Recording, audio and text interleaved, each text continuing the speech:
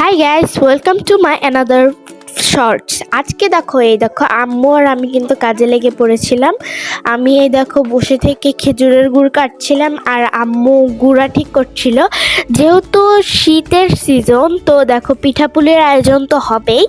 আর আজকের আয়োজন ছিল ভাপা পিঠার, আর আমি দেখো সেগুলোরই প্রস্তুতি নিচ্ছিলাম।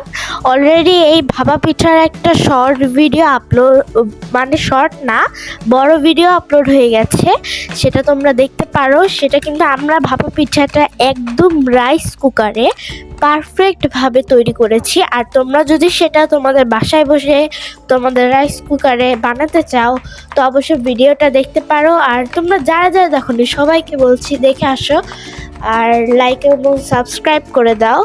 আর দেখো আমার বোন কিন্তু পাশে বসে থেকে সেই খেজুরের গুড়টা খাচ্ছিল।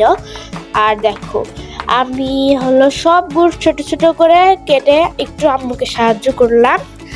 আর আজকে আজকে তোমাদের আমার চ্যানেলে আরও অনেক ভিডিও আপলোড হয়েছে, তোমরা যারা যারা দেখোনি সবগুলো ভিডিও দেখে আসো।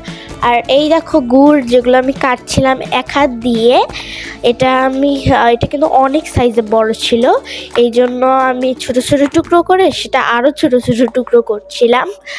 আর এই দেখো এখানে হলো আম্মু গুঁড়া ঠিক করছিল। তো আজকের ভিডিও এই জন্যই। আল্লাহ।